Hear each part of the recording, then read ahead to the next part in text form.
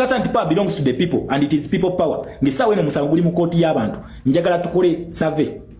Tuuze bannayuganda bameka bakikiririzaamu kino ekyo kugenda mu kkooti. Nga sika gurupu k'abantu batono ke katudde ne katutegeeranga bannayuganda. Tukole survey ekabule. Omawulire ge tulinawo oluvannyuma lw'akalulu ka 2026 n'ebyakavaamu ebibuuzo bibadde bikyali bingi nnyo ebigambo bikyagenda maaso n'okuba nga byogerwa. Omukulu agambye tukole survey bwe kibanga ddala bannayuganda basobola okukkiririza mu ky'okugenda mu kkooti. Jjukira ebigambo bibadde bingi nga byogerebwa byonna mbikuleetedde. Tugenze ne tukola ekisookerwako ku mukutu gwaffe guno ogwa Red Zone TV ne tuteekayo poll era nja kukusaba kwe ayagala okubanga olonda nga weetaba mu opinion poll eno. Bannayuganda bangi beebuuza ddala tugende mu kkooti oba tetukkiriza byava mu kulonda. Jjukira statement zibadde zitambula. His Excellency bwe yali mu Geneva Summit yagamba this was not an election, it was a military operation. Era nga awakanyiza ddala ebyava mu kulonda. Kakati nga kiraga nti process yonna gye twetabamu either yogenda mu kkooti eyabaka ba parliament okulayira n'ebintu ebirala bifaanana bwe bityo nga kabanga akabonero akalaga nti government tugiwadde legitimacy. Kyokka nga mu parliament ya EU twawulirako statement egamba this was not an election, it was a military operation. Era omubaka omu n'agamba power without legitimacy is fragile. Kakati ng'obuyinza Yoweri Kaguta Museveni bwagenda okusigaza bugenda kuba bukyali fragile oba bugenda kuba tebuli legitimate. International community ng'ekyagaanya okuwa legitimacy obukulembeze bwa General Yoweri Kaguta Museveni oba obuwanguzi bwe obw'omulundi guno mu kalulu ka 2026. Kakati ate waayita akabanga katono tugenda okuwulira abamu ku bakulembeze mu kibiina kya NUP Robert Kyagulanyi Ssentamu w'ataali bakola press conference. Era press conference eyo ne bategeeza nti tujja kugendako mu kkooti tuchallenginge bino era ne basaba abamu ku ababaka ba parliament n'abantu abakulembeze ku mitendera emirala gyonna akalulu ko kakwatibwamu obanga tuli mu mativu n'ebyava mu kalulu leeta zi DR forms n'ebirala bifaanana bwe bityo berenga tulina obujulizi bw'okutwala mu kkooti oba oliawo ebintu bibeere ku likodi. Kyokka ate nga ye Robert Kyagulanyi Ssentamu yawulirwako nga yagamba ye nga akalulu ke ye nga ye tajja kugenda mu kkooti kubanga akimanyi kkooti ayinza obutafunayo bwenkanya. Kakati wenjogerera bino byamaze dde okuba nga bireeta nabe mu kibiina kino wamu n'abawagizi baakyo. Ffe kye tusoose okukola ng'era bw'omanyi ng'era bulijjo ku mukutu guno tusoose ne tukola kye tuyita opinion poll ne tugamba bannayuganda mulonde. Tutaddewo ebibuuzo 3 nti oluvannyuma lwa byabakama bye yalangirira Robert Kyagulanyi Ssentamu yabiwakanya era n'avaayo ne statement egamba we should reject the fake results. Abakulembeze ababiri Secretary General ne Joel Ssennyonyi press conference gye baakola oba gye baakulemberamu ne mubaamu statement ezaawulikikwako nga ekibiina kyandigenda mu kkooti nga basaba zi DR forms n'obujulizi obulala. Then ne wabaawo abagamba nti lwoka tusooke tubuuze bannansi beesalirewo kati ffe wano ku mukutu gwa Red Zone TV tubikuteereddewo 3. Osobola okugenda ku mukutu guno kwennyini kwompulirira n'ogenda wolaba ekigambo posts ojja kulaba poll eno olonde nawe weetabe mu kino. Tugambye rejecting results era tetugenda mu kkooti tuleme ku legitimizinga government ya General Yoweri Kaguta Museveni n'obuwanguzi bwe oba ekyo kye kibuuzo ekisooka era weewolaba ekifaananyi ekya Robert Kyagulanyi Ssentamu oba tugende mu kkooti era kubulira results bannayuganda kye balonze. Ekibuuzo ky'ensembezaayo tusooke twebuuze ku bannayuganda ng'omukulu bw'agambye tusooke tukole survey. Kubanga tukakasa nti power belongs to the people and it is people power. Ngisaawe ne musango guli mu kkooti y'abantu. Njagala tukole survey. Tuuze bannayuganda bameka bakikiririzaamu kino ekyo kugenda mu kkooti. Nga sika gurupu k'abantu batono ke katudde ne katutegeeranga bannayuganda. Kutugwa Red Zone TV webale kubanga okyagoberera yonna gy'osinzira okubanga gy'otulabira tannaba kubanga otwegattako kikole kirira wansawo olaba ekigambo subscribe kikwateko kwata kadeka notification obeera omu ku abo abatamisinga nsonga yonna gye tutaddeyo kakati bino byenkuleetedde wabula nga bulijjo tusookanga ne tujjawo akalango ne tusooka tutolontoka awatali nsonga yonna egenda kututataaganya. Kakati njagala naawe ogende mu comment section oyogere ugende mu kkooti rejecting byonna process zonna oba teekewo survey oba ku survey ekolebwe kwegamba tuteekewo opinion poll oba tusooke tukikubeka akalulu bannayuganda basalewo byenjagala owandiike then nze nzije nkwongereyo. Nga z'obufumbo olina omwami naye ng'akutawaanya olina omukyala ng'akutawaanya bajja ne bakwagalako ne bagenda gwe alina ebizibu mu byenfuna nga ssente zikuyita mu ngalo w'oteeka ssente zifa bufi b'owola tebazza gwe aloota ng'ogwa mu nnyanja gwe alumizibwa omutwe nga guganja okuwona naawe aloota ng'ebintu bikozesa ensonga z'obufumbo. Nina ekifo ku mugga awali amayinja wennyambulirako ebisiraani ekikwa ekifiiriza omudibo obutaganja obutaweebwa nzijanjaba abantu ab'enzikiriza zonna nsiŋŋaanibwa njeru ku lw'ejjinja gwanjagala kuba ku namba yange eyo naawe ali ewala ennyo yita ku WhatsApp. Yes, webale kubanga okyaliko yonna gy'osinzira okubanga gy'otulabira. Kakati njagala otugende maaso n'ensonga zino ozitegeere bulungi nnyo. Bino byonna nga bigenda maaso.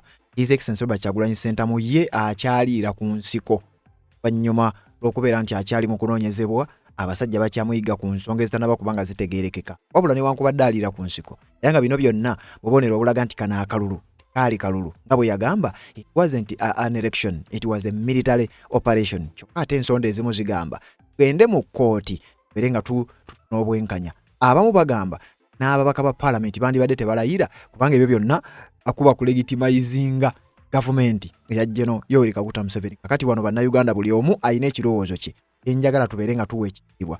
Byava mu kalulu bangi babibuusabuusa. Abamu bagamba Kaluka 2021 baatubba bagenda mu kkooti paka baalayira kiki kye twafunayo.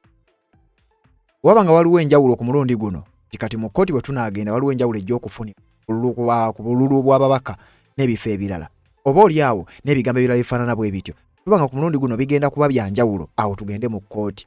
Bwebanga tebijja kuba byanjawulo bigenda kufaanagana n'ebya 2021 kyamazima wali nsonga yonna. David Lewis Rubongoya Secretary General w'ekibiina kya NUP yavuddeyo n'akoowoola abalina zi DR forms muzireete zijja kukozesebwa obujulizi mu nsonga eno.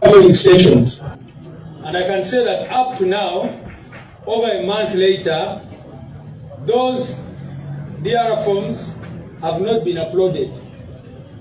So up to now, the people of Uganda cannot stand to say that this is what this particular candidate got at this polling station, this is what the other person got at that polling station.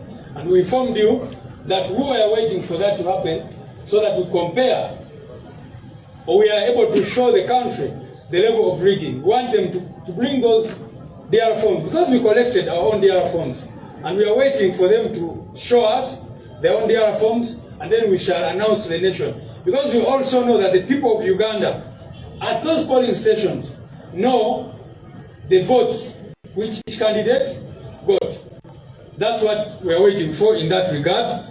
And so I wanted to clarify that even when the law actually says that those DR forms should be sent together with the results from the election. So they should not even be released after the election has been completed, but they should be released before any announcement is made. So we should be getting those DR forms which they have so that when we are at the Tale Center, you can compare with what they are reading. But you saw what Byabakama was doing was to come and say, now this person has 10,000 votes, and you ask, where are those votes coming from? They couldn't tell you anything. Many of these people here were rigged, as indeed Honorable Aisha showed you. Some of them went with their DR forms to the Tale centers, having won at all polling stations. Only to reach there and they tell them that, you know what, you are not the winner. In fact, some NRM people had left and gone to their homes to sleep. And they called them, saying, you know what? Come here. We are going to declare you right now. What a shame. And you saw in Parliament the other day, I saw this person who is in charge of the RDCs talking about it, that RDCs took over the election. So that is why we need to fight and fight and fight until Uganda is free. The second point I want to address is the question of political prisoners. We bring you greetings from our Deputy President, Honorable Muhammad Mwanga Chivumbi. We bring you greetings from our Deputy President, Jole Jacqueline Kamushaba. We bring you greetings from Deputy President Zedriga. The two, as you know, are out on bail after spending a lot of time under detention. We bring you greetings from Comrade Sebu Fujon Mary, who up to now is still in detention. His case was pushed again to 10th, which is most unfortunate. Yesterday I was at Chitaria where I saw Deputy President Honorable Mwanga Chivumbi and the other political prisoners who are there. Honorable Mwanga Chivumbi in particular asked me to encourage you, leaders and countrymen and women, that all that is happening shows that the regime is in its evening, so that we should be encouraged. That is the message he gave me to extend to you. On our part, we are doing everything possible, and I want to appreciate our legal team, The legal team of NUP is an excellent team. You know, they're always running up and down from court to court, trying to ensure that our people get out. We have a team at Chitalia who you know are neither in the court martial nor in the civilian courts. Even when the Supreme Court last year ordered that those people at the start of last year ordered that those people be transferred to civilian courts, that has not been done. And ladies and gentlemen,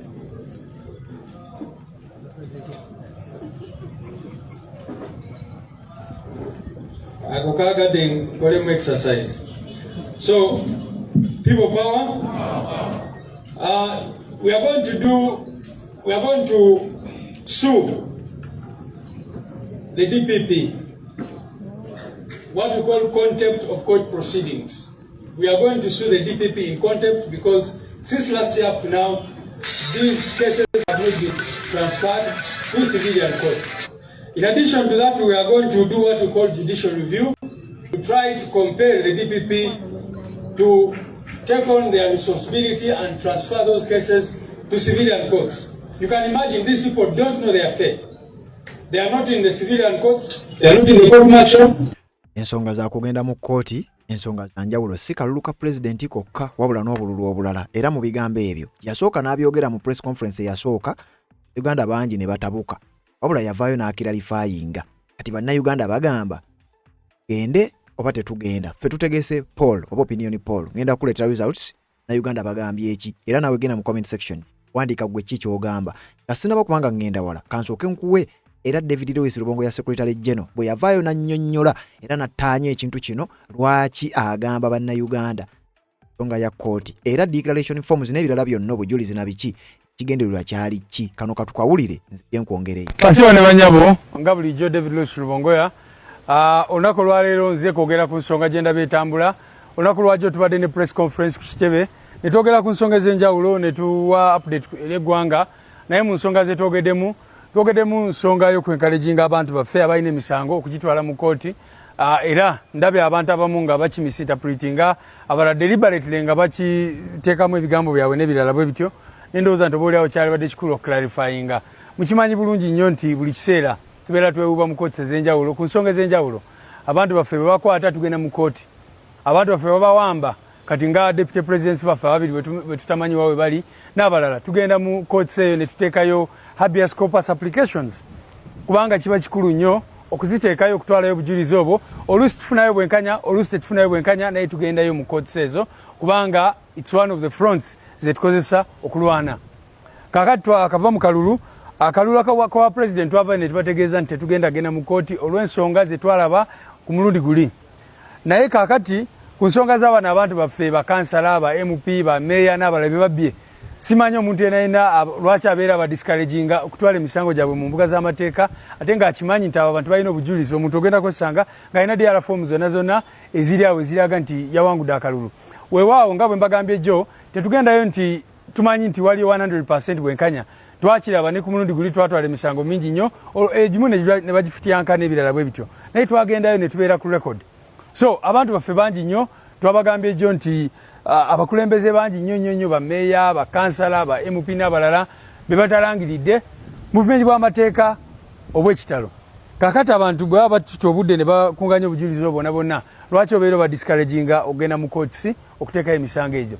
Kakati oli asobola okwebuuza ekyo nno kitegeeza nti we tutunudde wokka no nedda kubanga mukimanyi bulungi nnyo nti struggle ebeera ne fronts nyingi nnyo.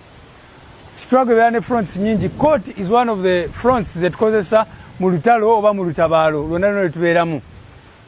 Mu abasoma ebyafaayo abasoma ku apartheid abasoma ku ntalo zonna ezibaddeyo emyaka gyonna abantu bagenda mu courts si kuba nti baba basuubirayo bwenkanya 100% naye oluusi tugendayo ne tufuna chance n'osangayo omulamuzi ng'ali soba n'akuwa ne judgment ennungi. Naye ne bwaba batakuwadde judgment ennungi oba obadde ku record era kyova olaba ebiseera ebimu bannakyemalira bwe baggwa egyo emisango bagirevisitinga abantu gye bawaaba abantu gye bateekayo naye bw'oba tebaguteekayo kikyoba osuubiramu.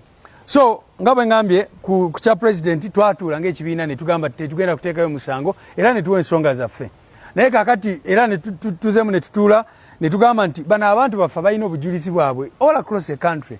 Lwaki obujulizi obwo bufatta ogeeyo tubudismisinga ne tugamba tebulina kibutegeeza ne tugamba bugende mu courts naye ate ekyo tekitegeeza nti fronts endala ez'okkabanja ziba zivuddewo ebbanga lyonna tubadde tubagamba president yamala ennaku ezisukka mu 100 ng'atambula mu ggwanga lyonna nga encouraginga abantu okukanoonya okkalonda okkakuuma okkabanja era yabategeeza nti obuvunaanyizibwa bw'okkabanja si bwa bakulembeze bokka si bwani obwo obukulembeze obwo obuvunaanyizibwa bwaffe nga bannansi nga bannayuganda so tuba tu-encouraginga abantu baffe nti naawe ng'omuntu kola ky'olina okukola naffe tukole kye tulina okukola ffe omulimu gwaffe olaba buli kiseera tuvaayo ne tukubiriza abantu ne tubabuulira ekyokukola abaana baffe abaavaayo ne beekalakaasa ne tubafunira balooya ne tukola ki of course embeera yaliwo twagiraba abantu baffe mu bitundu by'eggwanga eby'enjawulo baavaayo ne bagezako n'okwekalakaasa ne babakuba amasasi ne babatirawo olunaku lwakyo twabagambye nti nakyemalira talina kubeera comfortable kubanga okuba nti kati abantu tebali mu kwekalakaasa tekitegeeza nti tebasobola kwekalakaasa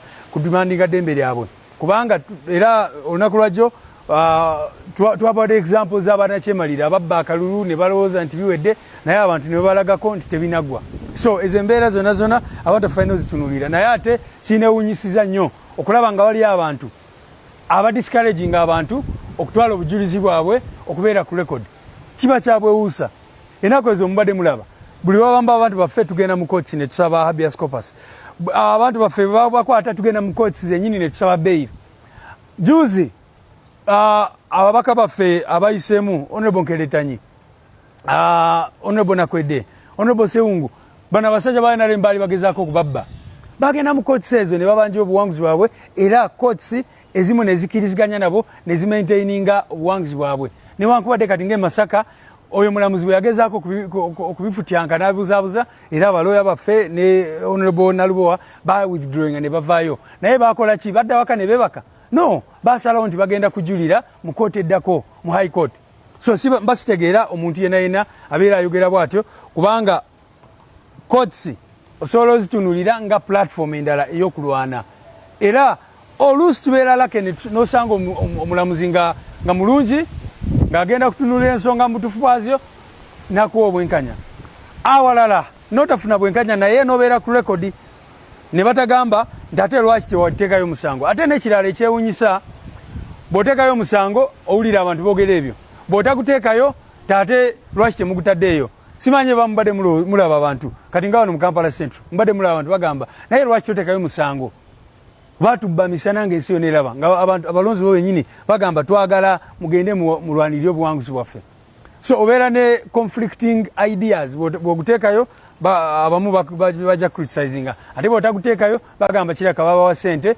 ne muguvaako omusango gwabwe ensonga newankubadde tozisuubiramu 100% success obaki wabula twala obujulizi bubeereyo nooli kubanga bw'otagutwalayo obeera wadde comfort abo bonna ababba kubanga bwe bakubba ne bakola kati nga bwe bakola Comrade Najja bwe bakola Chairman Nyanzi bwe bakola Comrade Wise Alex Mufumbiro n'ogamba nti nze obujulizi bwange kangende nebake nabo mu kisenge kyange nemu obujjayo mbadde ndowooza nti awo oba okolera awo bennyini ababba akalulu kyova olaba ababba akalulu baba DR forms baba balwana nnyo okufuna DR forms ezo baba bagezaako nnyo okutta obujulizi lwaki kubanga nabo bakimanyi toluusi kitukolera oliba omu-exposing n'ogenda mu kooti no-exposing obujulizi bonna kyova olaba tebakyagala so abantu baffe ndowoozeza nti tulungamye abantu baffe bakimanye nti struggle ekyagenda mu maaso struggle tugirwana mu fronts ez'enjawulo okwekalakaasa is one of the fronts ogenda mu kooti is one of the fronts n'emitendera gyonna emirala gye tusobola okukozesa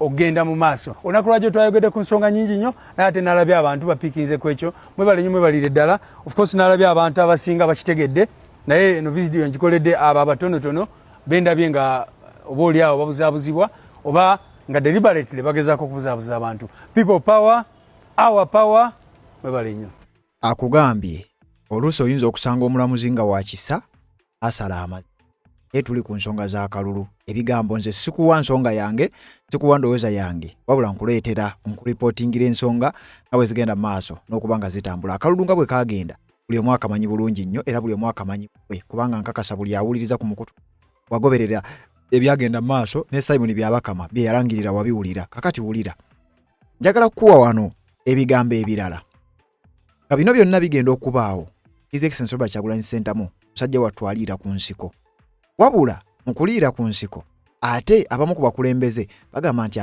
tugende mu kkooti ku nsonga endala.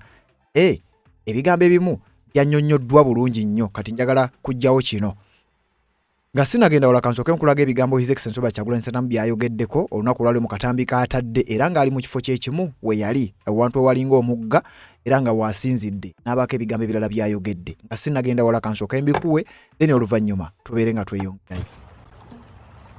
Leero nga 6 Ogwokusatu 2026 nange njagala okugatta obubaka obusaasira eri baganda baffe bonna abasuubuzi abalina emmali yaabwe yonooneddwa ne bannayuganda abalusuddemu obulamu bonna abakoseddwa olw'amataba agabadde mu kibuga Kampala n'ebitundu by'eggwanga ebyenjawulo. Naye era kino kyongera okubalaga nti nga tuli mu Fugabbi, nga tuli mu bukulembeze nga tebufa ku mbeera zinyiga abantu, bino bigendagenda maaso okubeera bwebiti paka nga ffenna tukwataganye tumanye ebikizibu ekiri era ne tukijjawo. Ekizibu kiri ku bukulembeze bukyamu, buli omu bugenda mu affectinga. Leero kiri ku baganda baffe abasuubuzi, enkya kiri ku basawo babasomesa. Bye tuba tugamba bulijjo nti wali agenda kubeera bulungi okujjako nga ffenna tuli bulungi. Mwalabye Museveni bwagaba biliyoni ne biliyoni ez'omuwa omusolo nga tewali nsonga egasa abantu wabula nga aziwa abantu abasobola omukubira endere n'omuwaanawaana ogezaako okusiba bannayuganda akatambaala baleme kulaba ebikyamu ebikolebwa binakuterezebwa bitya. Eyo no embeera gye tulimu, nenjagala obbazaamu amaanyi bannayuganda mwenna ti buno bwonna obubonero bulaga nkomerero ya nakyemalira na kutandika kwa Uganda mpya. Temugwamu maanyi badikiteeta bonna mu byafaayo bafaanana ng'ab'amaanyi nga banaatera oggwa. Awo baba banaatera oggwira basinga okulagira eryanyi n'osanga nga mutabani we akola buli kyambyone kyonna kyonna nga tewali kitongole kimukuba ku mukono. Tekiraga amaanyi, kiraga bunafu, tekiraga buwangazi, kiraga nti oyo ali mu kugwa, oyo ali mu kuvaawo, oyo ali mu kugenda. So mwenna buli omu alina agenda maaso ng'akola kyasobola, buli omu ng'akwata munne ku mukono nga tusituka nga tutema empenda ez'enjawulo okulaba nga twekolamu omulimu okweggyako dictator mu ngeri yonna yonna esoboka. Njagala okwebaza bakulembeze bannange aba NUP aba olw'okukumaakuma abantu naddala mu kiseera kino wesiri okubazaamu amaanyi n'okubalaga nti struggle ekyagenda maaso paka nga tutuuse ku kye twagala okutuukako, ate nga ffenna tujja kutuukayo. Temugwamu maanyi mwenna abakulembeze, temulekeraawo nakupasiwinga bukulembeze ku mitendera gyonna, tebabamalamu maanyi. Kati bye bigambo His Excellency Robert Kyagulanyi Ssentamu abyogedde asinzira gy'asinzidde era akatambi ako kateereddwa lunaku olwaleero ennaku z'omwezi nga 7 omwezi Ogwokusatu newankubadde nga ye akugambye nga 6 we yakakoledde, ye kateereddwa nga 7. Kakati njagala tudde ku nsonga ya kkooti, njagala ompe endowooza. Tugenze ku mukutu gwaffe kuno kwennyini kw'ompulirira teekayo kye tuyita opinion poll. Okusinziira ku kalulu waliwo options okugenda mu kkooti okuwakanya nese kuwakanya nera n'ebya kkooti ne tubireka, oba okubuuza okusooka okwebuuza ku bantu. Bannayuganda bangi bagamba tuba bakugenda mu kkooti tusooke tufune opinion y'abantu, tuleme kukkiriza bantu batono nnyo tutegeerera. Ebigambo biwawulidde omukulu eyeeyita Shama abireeta mu katambi k'enjagala okukuwa, ye ng'agamba kale bwe kiba nga kiri kyakkola bwe kityo tusooke twebuuze ku bannansi oba tuwa opinion yaabwe nga si kabinja k'abantu batono kutusalirawo. Ayibwa nti challenge the whole process oba mugenda ku challenginga mmwe akafu kuba bakugambya ina DR form agendeyo. Are we challenging as the national unity platform? Are we challenging the whole process oba tu challenginga ng'omuntu omu? Tinze Chama nfunye DR form zange zizino ngenzeeyo. Kati ono ye agamba nti muntu agende ku lulwe oba tugende ng'ekibiina nga tuchallenginga process yonna nti akalulu okuviira ddala ku mutendera gwa president n'ebigambo ebirala byonna ye ensonga weeri. Kakati wuliriza bwe tutaddeyo ebigambo bino kubanga agambye twagala tukole survey bantu baleme kuba batono abasalawo wabula bannayuganda bonna. Bwe tugamba nti kino kibiina kiri people power centered kwegamba abantu basalewo tugende mu kkooti oba tetugenda mu kkooti. Bwe tunaateekawo okulonda abasinga obungi ne bagamba nti tugende tujja kugenda. Tubanga tukasa nti power belongs to the people and it is people power. Ngisawe ne musango guli mu kkooti y'abantu. Njagala tukole survey. Tubuuze bannayuganda bameka bakikiririzaamu kino kyo. Kakati wuliriza survey ntonotono gye tukoze egamba bweti. Tubuuzizza abantu ekibuuzo era ekibuuzo kino njagala nkiyitemu nga bwe kiri era njagala ensonga enetegerekeke bulungi nnyo. Tugambye okusinziira ku kalulu akaaliikira eringibwa Simon Yabakamaka yalangirira Uganda bangi bawakanya results ezo bangi tebakkiriza mu byavaayo bangi. Robert Kyagulanyi Ssentamu yavaayo n'agamba we reject the fake results era yategeeza tajja kugenda mu kkooti. Press conference yasooka yategeeza ebigambo bye nakuwadde n'ebyaddako clarification gye nkuwadde. Kati njagala olondeko newankubadde nti ebifaananyi bye nakozesa naye ekikulu kya kibuuzo rejecting process zonna akalulu tukarejecting ebyakavaamu tubigaane n'ebyogenda mu kkooti tubireke awo teeka mu comment section okkiririza mu kiriwa kubanga bino byonna nabikuteereddewo wano eyo gye bayita Red Zone TV. Twagala buli muntu yenna abeere ng'awa endowooza ye.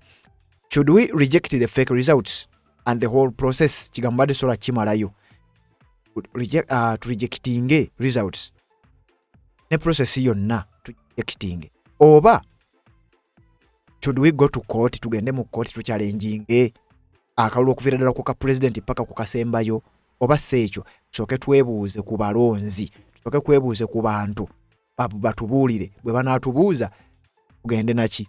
Abantu abalonze kalulu kakyagenda mu maaso era okulonda kukyatambula. Ebitundu 92 ku buli 100 abaakalonda bwe bagamba tu rejecting a process. We should reject the fake results and the whole process. 92%. 1% ne bagamba tugende mu court. Then 7% bagamba we should first ask the people decide. Kati gwogamba otya? Eyo ye yabadde argument ey'omukulu amanyiddwa nga Shama owa Foreign Policy. Yagala nawe ogende mu comment section ompe eyiyo ogamba otya. Belongs to the people and it is people power. Ngisaawe no musango guli mu kooti y'abantu. Njagala tukole survey. Tubuuze bannayuganda bameka bakikkiririzaamu kino ekyokugenda mu kooti. Nga sika gurupu k'abantu batono ke katudde ne katutegeeranga bannayuganda. Tukole survey ekavule. Bagaye bannayuganda mwena mujje. Tugenda kusalawo oba tugenda mu kooti oba tetugenda eno. Then tuyite bannayuganda tukole survey tugaye kati bannayuganda musalewo tugende mu kooti oba tetugenda. Kubanga bagiyita people power. Kusigira tukole survey danika group akatono nnyo okutuulaawo ko kajje katutegeerere. President yabagamba mwetegeere ku ebintu bino yali abisuubira.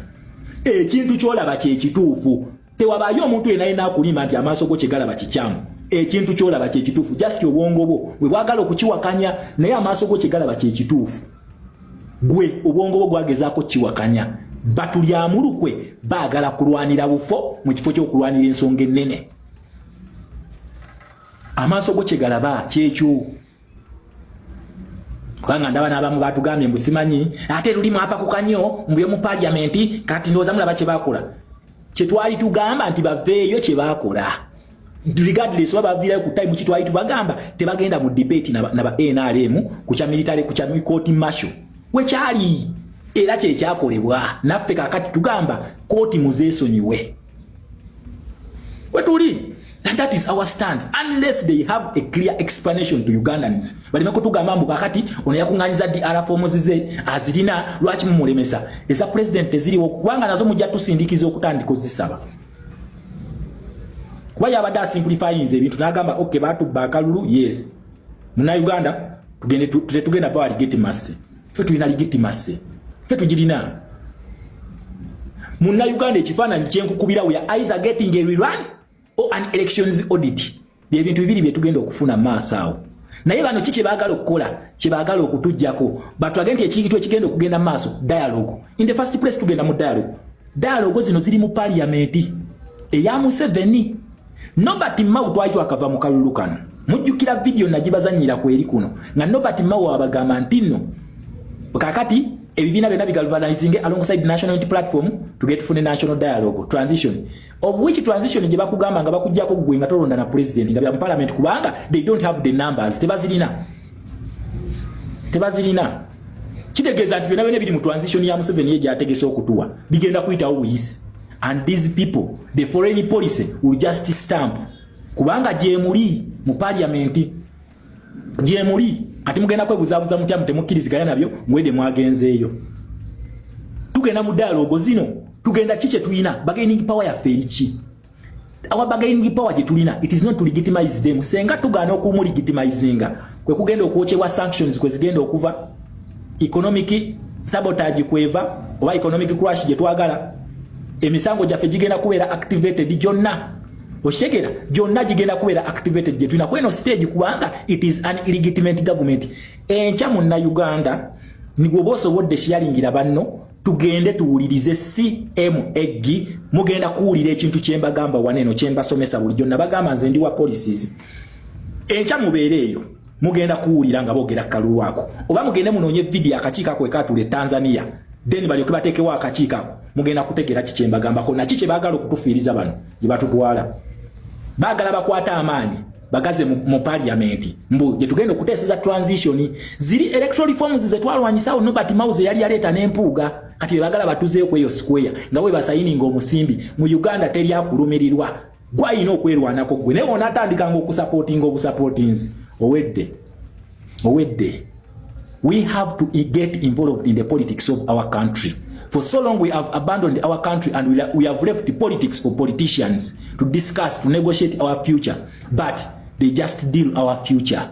This time around you have to get involved. Buli step je bakola tulina okumanya lwaki step eno mugikoze egenda kutuyamba etya.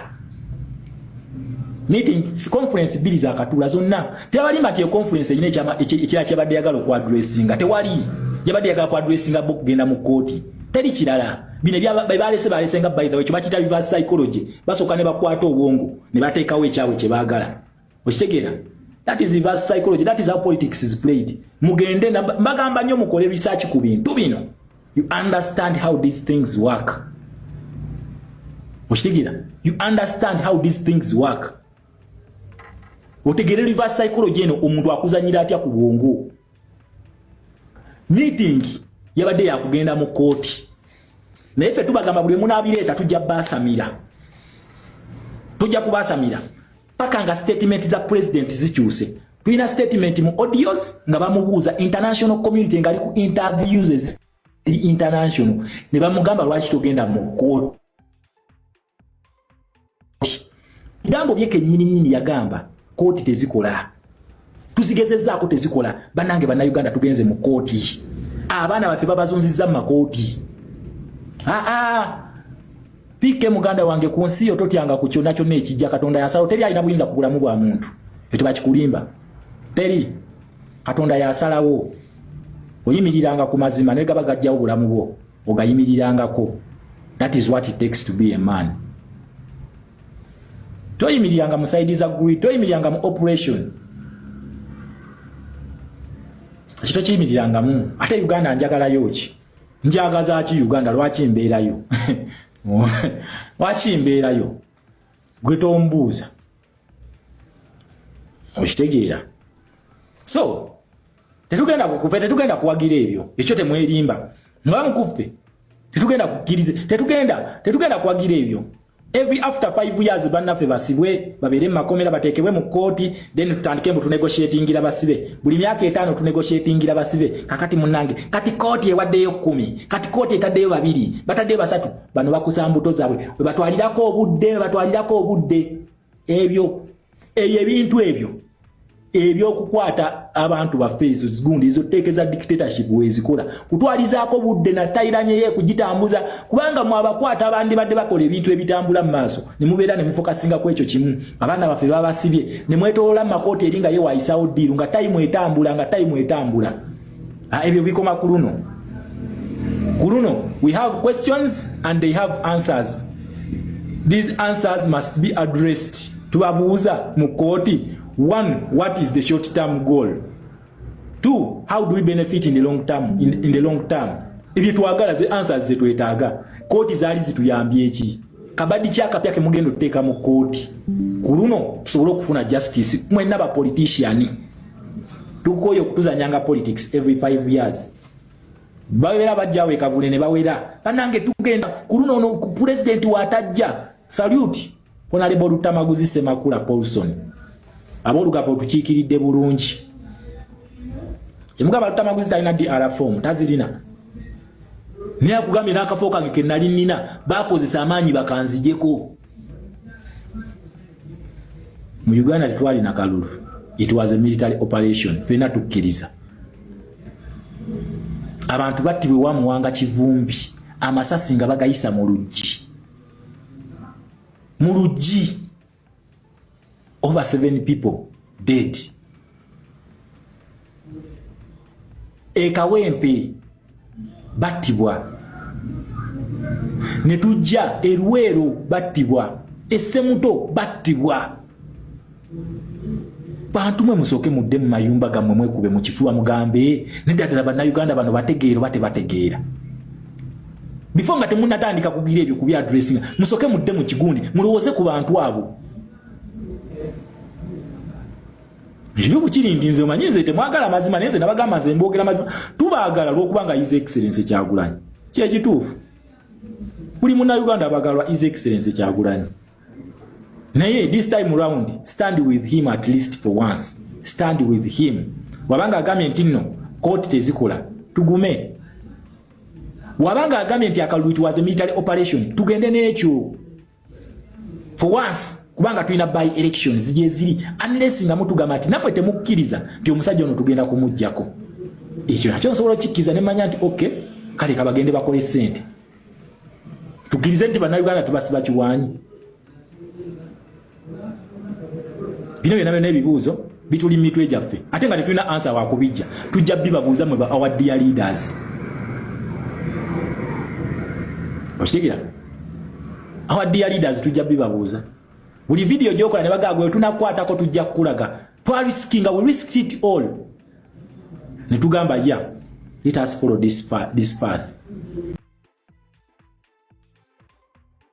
To challenge the whole process oba mugenda ku challenging amwe akafukuba bakugambya ina DR form agendeyo. Are we challenging as the national unity platform? Are we challenging the whole process oba tu challenging ngo omuntu omu? Tinze chama mfunye DR form zange zizino ngenzeyo olo tuba tukyali ku mulama gw'ekibiina kwe tuba tuli ebintu bino tetukuba kibiina ekisudde ebibiina biri kwe kukwata abantu ne basiba super group nga tebasobola kwogera nga tebabuuza bibuuzo ate nga n'ebibuuzo ebyo tebiddibwamu kubanga baakugamba nga ono tayogerwako wona amwogera ku tebagenda kukuwa kaadi. The silly politician sigenda kusaba kaadi noye nabanga njagala kaadi wakirinja kujjanga independent. Okitegeera ne tulina ebibuuzo ebyetaaga answer. Is that the mission?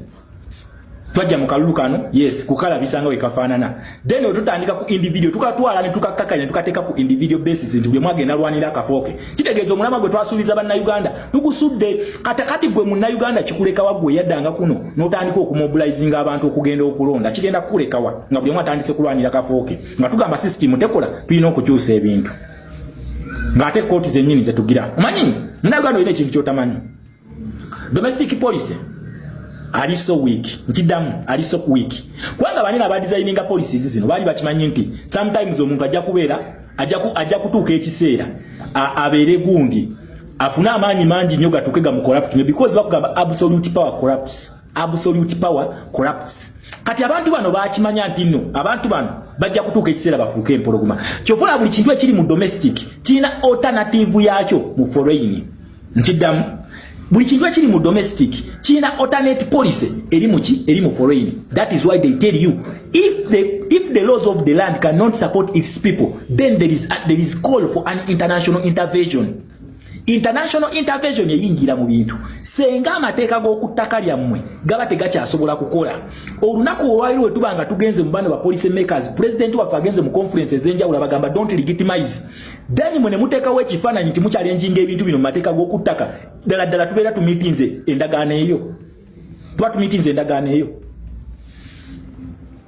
okitegera tubeera tugimiitinze nkugambye the only way for foreign policy is to react. It is when the laws of the land can no longer protect its people. It is when the constitution is too weak to defend its people. Does the constitution of the Republic of Uganda defend its people? Ekisobola. Kyovula twagenda mu ICC ne tuteekayo emisango eyo. Twagenda mu ICC ne tuteekayo emisango. Ne tugenda mu United Nations Human Rights Commission ekololo mujjukira ne bakuba ne bannamawulire emiggo. Tetwali formalities ze twaliko. Nga tukimanyi nti amateeka g'okubutaka tegakyasobola. Kakati olunaku lwayo kweno stage we tubanga tugamba nti the laws of the land cannot defend its people. Bwe kifaananyi ekyo ekiragibwa mu Uganda kijjayo kiri. Ekigenda maaso mu Uganda it is called greed. Mululu we kugenda maaso manyi nze nabagamba nja kubeera point blank mu bintu bino. Yes, that is and that is how I want to be remembered. njagala mbeere nzijukirwe ng'omuntu oyo. It is greed which is going on at Kavule Mululu. Okitegera? What was, let us first even understand what was the first, in the first place, what was the mission? What was the mission? Mission ya feyali nti inyomanyi revolution zino zitandika zibera ne mission bagita mission 2021 is removing a dictator and the system yo natujijjewo kyetukola kati leero kibera kijjawo system oba kitulaga nti tukyalina hope mu system njaga tukole survey ukitebe Kavule leba na Uganda bameka abesiga system eno tukole survey then tujigendemu bwetubanga tukakasa nti power belongs to the people and it is people power ngisawe ne musango guli mu kooti y'abantu njagala tukole survey. Z'obufumbo olina omwami naye ng'akutawanya, olina omukyala ng'akutawanya, bajja ne bakwagalako ne bagenda. Gwe alina ebizibu mu byenfuna nga sente zikuyita mu ngalo, w'oteeka sente zifa bufi b'owola tebazza. Gwe aloota ng'ogwa mu nnyanja, gwe alumizibwa omutwe nga guganja okuwona, naawe aloota ng'ebintu bikozesa ensonga z'obufumbo. Nina ekifo ku mugga awali amayinja wennyambulirako ebisiraani, ekikwa, ekifiiriza, omudibo, obutaganja, obutaweebwa. Nzijanjaba abantu ab'enzikiriza zonna, nsiŋŋaanibwa njeru ku lw'ejjinja. Gwanjagala kuba ku nnamba yange eyo, naawe aliye wale nnyo yita ku WhatsApp.